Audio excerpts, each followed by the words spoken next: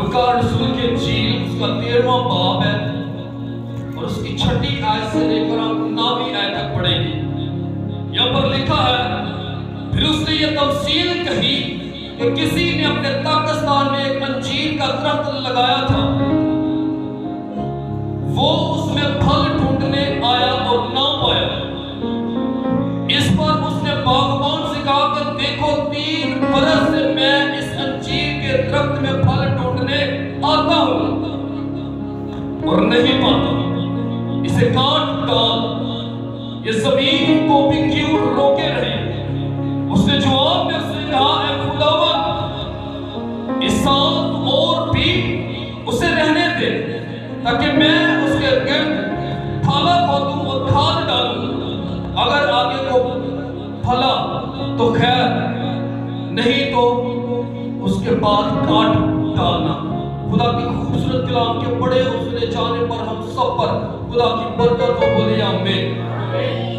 मेरे अजीजों, ये जो तफसील आप सब लोगों के साथ शेयर की गई है, आप सब लोगों को इस तफसील के बारे में मेरे अजीजों बताया गया, और ये जो तफसील आप लोगों के सामने तिलावत की गई है, मेरे अजीजों, ये खुदा है और ये मसीह है। आमीन। लिखा है कि फिर उसने ये तफसील की कि किसी ने अपने पाकिस्तान में अंजीर का दरख्त लगाया।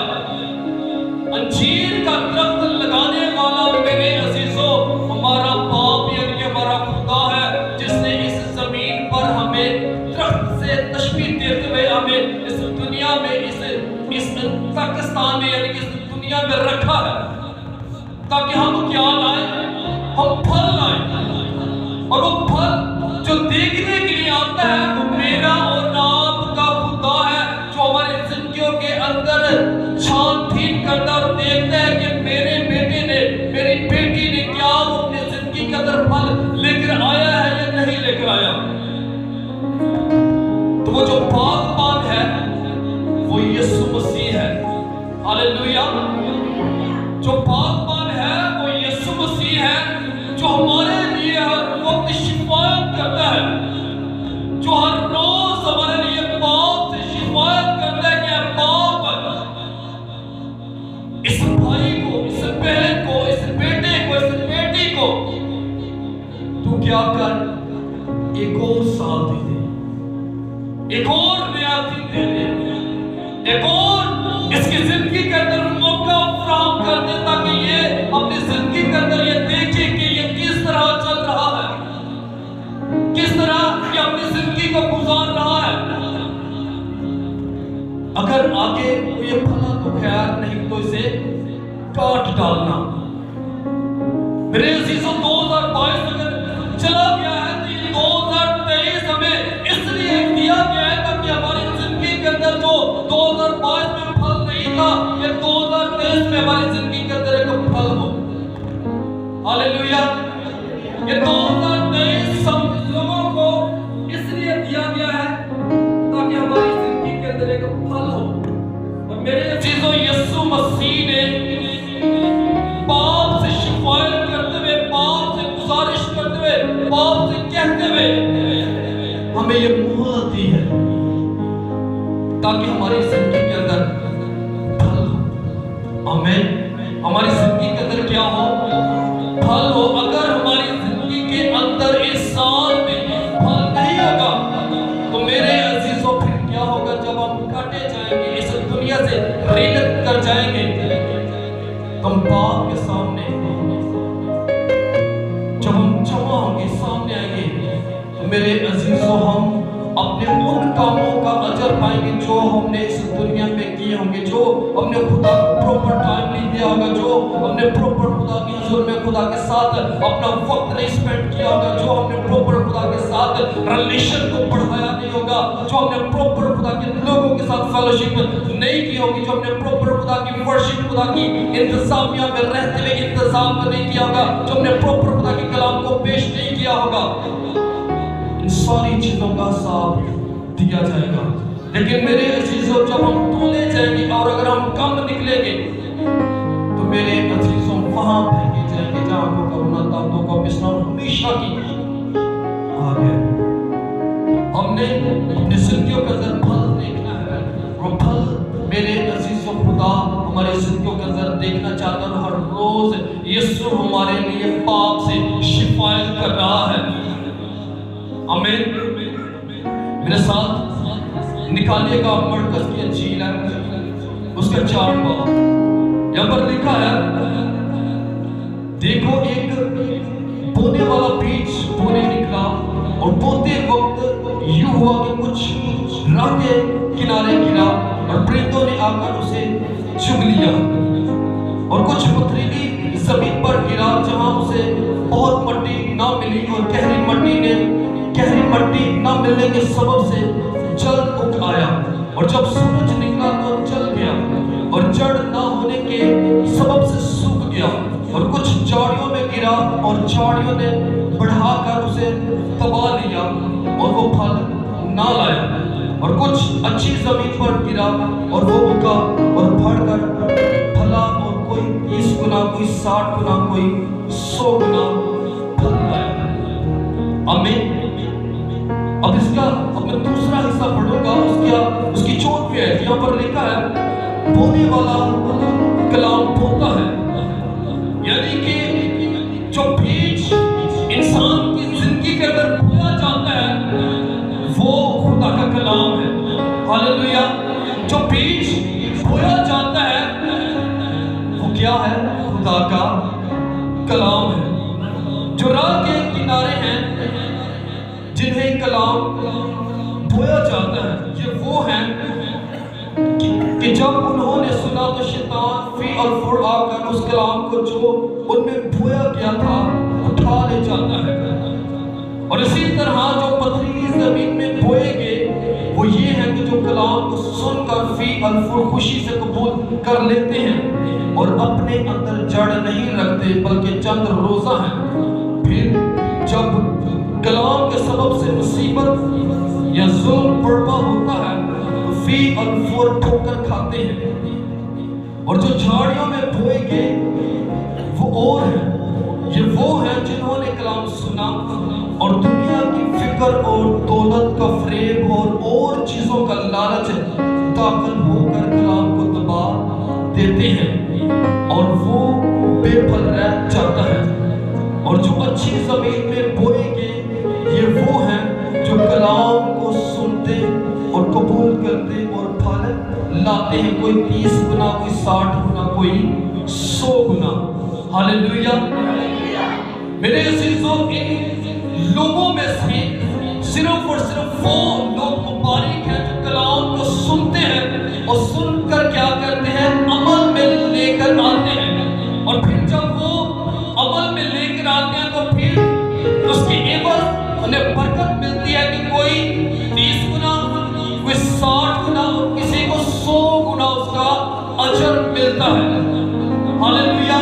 کسی کو 30 گنا کسی کو 60 گنا اور کسی کو 100 گنا اس کا اجر ملتا ہے جو خدا کے کلام کو سنتا اور سن کر اس پر عمل کرتا ہے اور اپنی زندگی پر غور کرتے ہوئے کلام کے مطابق چلتا رہتا. دنیا کی فکر و تردد میں نہیں رہتا بلکہ کلام کے مطابق چلتا ہے. کلام کو اپنے دل میں کثرت کے ساتھ بسنے کے لیے خدا کے کلام کو اجازت دیتا ہے. اور میرے عزیزوں وہ شخص پھر بلیس ہوتا ہے. ہاللویا. پھر وہ شخص کیا ہوتا ہے؟ پھل لاتا ہے. خدا اس کی زندگی کا اگر یہ پھل لے کر آتا ہے کہ پھر وہ 30 گنا 60 گنا اور کچھ 100 گنا پھل لاتے ہیں. ہاللویا. خدا زندگیوں کے اندر پھل دیکھنا چاہتے ہیں تب جب ہم خدا کے کلام کو سنتے ہیں اور سن کر خدا کے کلام کے مطابق اپنی زندگیوں کو گزارتے ہیں تو میرے عزیزوں پھر ہماری زندگیوں کے اندر ایک پھل ہوتا ہے اور اس پھل کی عوض خدا میں بڑھاتا چلا جاتا ہے. ہاللویا. لیکن اگر پھل نہیں ہوگا تو میرے عزیزوں ہم جیسے آئے ویسے ہی چلے جائیں گے. ایک اور والا میرے ساتھ دیکھیے گا. کلیپیوں کے نام پالوس رسول کا خط ہے. کلیپیوں کے نام پالوس رسول کا خط اس کا 5واں باب اور اس کی 22ویں اور 23ویں ہے. یہاں پر لکھا ہے جو پھلوں کی ہم بات کر رہے ہیں خدا ہماری زندگی کے اندر پھل دیکھنا چاہتا. پھر ہماری زندگی کے اندر پھل ہونا بہت ہی زیادہ ضروری اور وہ پھل ہے आमीन। वो फल है क्या? देखिएगा गलातियों के नाम पर रसूल का खत उसका 5वां बाब उसकी 22वीं और 23वीं आयत, यहाँ पर लिखा है मगर रूह का फल मोहब्बत। सबसे पहले हमारी जिंदगी के अंदर मोहब्बत का होना बहुत ही ज्यादा लाजिम है। मोहब्बत, फिर खुशी, फिर इत्मीनान, फिर तहम्मुल, फिर मेहरबानी, फिर नेकी, फिर ईमानदारी, फिर हिलम, फिर परहेजगारी है। आमीन। ये 9 फल हमारी जिंदगियों के अंदर अगर होते हैं तो मेरे अजीजों हम लोग मुबारक हैं। हालेलुया। सबसे पहला फर्स्ट ऑफ ऑल जो फल है वो क्या है? वो मोहब्बत है। लेकिन कि मोहब्बत बहुत से गुनाहों पर क्या डालती है? पर्दा डाल देती है। मोहब्बत बहुत से गुनाहों पर पर्दा डाल देती है। अगर मोहब्बत नहीं है तो फिर मेरे अजीजों हम कुछ भी नहीं है। अगर हम फरिश्तों की जुबानें बोले और रात में उसे मोहब्बत ना रखे तो खुदा का कलाम ये बयान करता है कि हम ठंडरातन पीतल और छलछलाती छाछ है। फर्स्ट ऑफ ऑल मोहब्बत का हम सबके जिंदगियों के अंदर होना बहुत ज्यादा लाजिम। अगर हम खुदा को मानने वाले हैं, हम खुदा के कलाम के मुताबिक अपनी जिंदगियों को गुजारने वाले हैं, अगर हम खुदा के कलाम के मुताबिक चल रहे हैं तो फिर मेरे अजीजों ये फल हमारी जिंदगियों के अंदर नजर आना चाहिए। हालेलुया। हमारी जिंदगियों के अंदर ये फल नजर आना चाहिए। और ये फल कौन सा है? मोहब्बत का हमारी जिंदगियों के अंदर फल होना बहुत ही ज्यादा जरूरी है। 2022 में अगर हम किसी से नाराज थे, अगर 2022 में हमने किसी को नहीं मनाया तो ये 2023 खुदा ने अगर हमें दिया है तो इसलिए दिया है कि इस फल से हम दूसरे लोगों को मनाएं और अपनी जिंदगी के अंदर फल रखना शुरू कर देंगे और मोहब्बत से एक दूसरों के साथ अपने आप में बढ़ाएं और एक दूसरे को अपने से बढ़कर तरजीह दें और एक दूसरे की इज्जत करें, रिस्पेक्ट करें और एक दूसरे को अपने से बढ़कर ऑनर दें। हालेलुया। और मोहब्बत का हमारी जिंदगियों के अंदर होना बहुत ही ज्यादा जरूरी है। एक और वाला देखिएगा मेरे साथ में, निकालिएगा पहला करंथियों उसका 13वां बाब। Praise hallelujah. पहला करंथियों उसका 13वां बाब है और उसकी 4 आयत से हम 7 आयतें पढ़ेंगे। यहाँ पर लिखा है कि मोहब्बत सब्र है। आमीन। मोहब्बत का अगर हमारी जिंदगियों के अंदर फल होगा तो मेरे अजीजों सब्र होंगे। सब्र से मुराद है कि सब्र करने वाले होंगे। अगर हमारे साथ कोई शख्स गलत भी कर जाएगा, अगर हमारे साथ कोई शख्स नाइंसाफी भी कर जाएगा, अगर हमारे साथ अच्छा सलूक नहीं भी करेगा, अगर हम साबिर हैं यानी कि सब्र करने वाले हैं तो मेरे अजीजों हम लोग ब्लेस हैं। हालेलुया। हम लोग ब्लेस हैं खुदा के कलाम के मुताबिक। तो मोहब्बत क्या है जी? सब्र है। मोहब्बत मेहरबान है। हालेलुया। मोहब्बत क्या है जी? मेहरबान है। मोहब्बत हसद नहीं करती, मोहब्बत शकी नहीं मारती, मोहब्बत भूलती नहीं है, नज़ेबा काम नहीं करती, अपनी बेहतरी नहीं चाहती। क्या जी? मोहब्बत अपनी बेहतरी नहीं चाहती। हमें मोहब्बत अपनी बेहतरी नहीं चाहती, झुंझलाती नहीं है, बदगुमानी नहीं करती, बदकारी से खुश नहीं होती, बल्कि रास्ते से खुश होती है, सब कुछ सह लेती है। ये मोहब्बत और ये फल है। हमें सब कुछ सह लेती है, सब कुछ यकीन करती है, सब बातों की उम्मीद रखती है, सब बातों की बर्दाश्त करती है। मोहब्बत को सवाल नहीं है। हालेलुया। मेरे अजीजों ये फल हम सब लोगों की जिंदगियों के अंदर 2023 में होना बहुत ही ज्यादा जरूरी है। जब मैं दुआ कर रहा था, कल प्रेयर में था खुदा उनके हुजूर में, तो खुदा से मैं कलाम मांग रहा था, खुदा से कह रहा था कि खुदा देख मैं उस कलाम को पेश करूं जो मुझे देता है, ताकि तेरे लोग बहुत ज्यादा ब्लेसिंग्स को रिसीव कर सके। आमीन। तो खुदा ने जब इस फल के बारे में खुदा ने पैगाम दिया और खुदा ने कहा कि ये पैगाम लोगों को दिया जाए, और खुदा भी क्या है? मोहब्बत है। आमीन। खुदा क्या है? मोहब्बत है। और फिर हुक्म भी दिया गया है कि तू अपने सारे दिल, अपनी सारी जान, अपनी सारी अकल और अपनी सारी ताकत से खुदावंद अपने खुदा से मोहब्बत रख।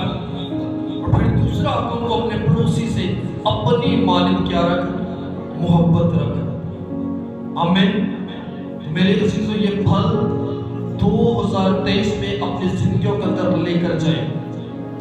2023 में अपनी जिंदगियों के अंदर इस फल को रखें, और फिर आप देखें कि आपकी जिंदगी के अंदर कैसी बड़ी ब्लेसिंग आई है। Hallelujah, hallelujah, hallelujah. आप देखेंगे कि 2023 के अंदर आपकी जिंदगी के अंदर मौजज़ात हुए हैं। आप गवाहियों के साथ भर जाएंगे। लेकिन अगर मोहब्बत नहीं होगी तो मेरे अजीजों फिर कुछ भी नहीं होगा। अगर आप मोहब्बत करेंगे तो मेरे अजीजों आप खुदा के कलाम को पूरा करने वाले होंगे। आमीन, आमीन, आमीन, आमीन।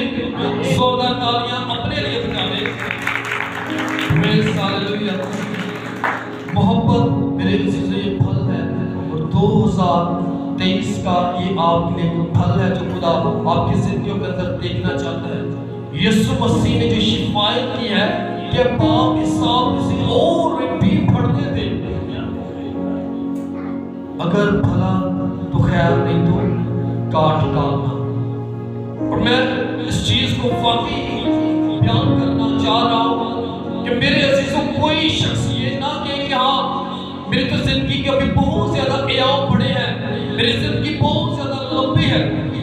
लिखे कि कोई भी नहीं जानता। हमें कोई शख्स नहीं जानता इस बारे में वो कितना वक्त इस दुनिया में गुजारेगा। कोई भी शख्स दावे के साथ ये नहीं कह सकता कि मेरी 80 साल उम्र होगी, मेरी 90 साल उम्र होगी, मेरी 100 साल उम्र होगी। कोई भी शख्स इस बात की तस्दीक या दलील नहीं दे सकता, क्योंकि सिर्फ और सिर्फ खुदा ने अपने पास ये इख्तियार रखा। और खुदा जानता है कि किस शख्स को मैंने कितना वक्त देना है, और कितना वक्त दिया हुआ है, और कितना वक्त वो इस रोए जमीन पर गुजारेगा। तो लाजिम है कि हम अपनी जिंदगी पर गौर करते हुए अपनी जिंदगी पर गौर करें, और हर रोज इस बात के लिए अपने आप को ढंढोले, झंझोले कि हमने खुदा के कलाम को ज्यादा से ज्यादा लेना है, खुदा के साथ ज्यादा से ज्यादा वक्त गुजारना है, और इस फल को अपने जिंदगी के अंदर रखना है।